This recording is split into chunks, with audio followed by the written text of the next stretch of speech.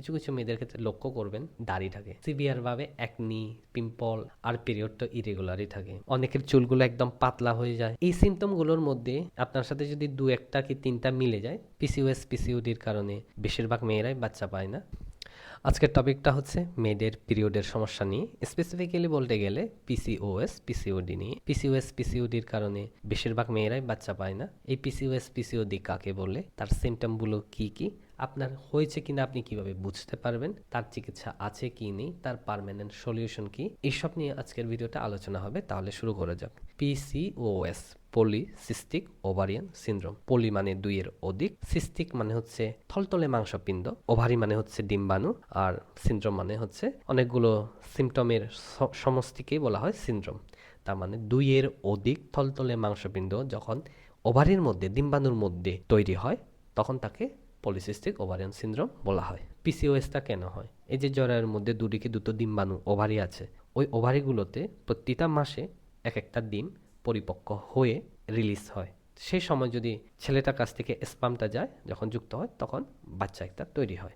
আর যদি কোনো কারণে ডিমটা পরিপক্ক হতে না পারে, তখন ডিম্বাণু থেকে বেরিয়ে আসতে পারে না। আর বেরিয়ে আসতে না পারলে যতই ছেলে তার স্পাম যাক না কেন, বাচ্চা হবে না। আর এভাবে যদি প্রতি মাসে প্রত্যেকটা ডিম অপরিপক্ক হয়ে রয়ে যায়, রিলিজ না হয়, এক একটা করে, আজকে একটা, সামনে মাসে একটা, তারপরে মাসে একটা করে, যখন বেশি করে ডিম্বাণুগুলো ওই অপরিপক্ক হয়েই ডিম্বাণুর ভিতরে রয়ে যায়, তখন সেটা তলতলে মাংসপিণ্ডর মতো করে দেখা যায় আলট্রাসোনোগ্রাফি রিপোর্টে। তখন সেটাকে বলা হয় পলিসিস্টিক ওভারিয়ান সিনড্রোম। যাদের দুদিকেই পিসিওএস আছে, মানে এই দুটো ডিম্বাণুর মধ্যে, তাদের মানে সেই সময় বাচ্চা না হওয়ার তো একদম মানে প্রায় ইম্পসিবল। আর যাদের শুধু একদিকে পিসিওএস আছে, অপরটা যদি ভালো আছে, তাহলে ঠিক আছে, ওই দিক থেকে বাচ্চা হওয়ার চান্স আছে। আর এই ডিমগুলো অপরিপক্ক হওয়ার কারণ কি? কারণটা হচ্ছে যেই হরমোনের কারণে পরিপক্ক হয়, সেই হরমোনটার নাম হচ্ছে প্রজেস্টেরন। সেই প্রজেস্টেরন হরমোনটা কমে যায়।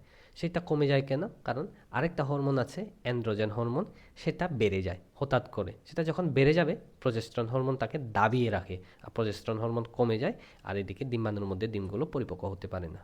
আর এদিকে অ্যান্ড্রোজেন হরমোনটা হঠাৎ করে কেন বেড়ে যায়? এটা কিন্তু জেনারেলি ছেলেদের ক্ষেত্রেই বেশি করে থাকে, যেটাকে ছেলেদের মাস্কুলিন হিসেবে একটা দেখা হয়। মেয়েদের ক্ষেত্রে সেটা খুব কম পরিমাণে থাকে, হঠাৎ করে বেড়ে যায়। কেন বেড়ে যায়? কারণ হচ্ছে সেই মেয়েটির ইনসুলিনের ইনসেনসিটিভিটিটা বেড়ে গেছে। তার মানে ফুল হরমোনের একটা ইমব্যালেন্স তৈরি হয়েছে, একটার সাথে একটা জড়িত পুরো। ইনসুলিনের সাথে অ্যান্ড্রোজেন, অ্যান্ড্রোজেনের সাথে প্রজেস্টেরন, প্রজেস্টেরনের সাথে ডিম্বাণুটা। আর ইনসুলিনের ইনসেনসিটিভিটি কেন বেড়ে যায়? কারণ হচ্ছে সেই লোকটি দীর্ঘ বছর ধরে পেয়ে চলাচল চলছে, লাইফস্টাইল ঠিক নেই, এক টাইপের লাইফস্টাইল ডিজিজও বলা হয় এটাকে। এগুলো জেনারেলি টাইপ 2 ডায়াবেটিস যদি কোনো মেয়ের থাকে, তাদের ক্ষেত্রে পিসিওএস হওয়ার সম্ভাবনা খুবই বেশি।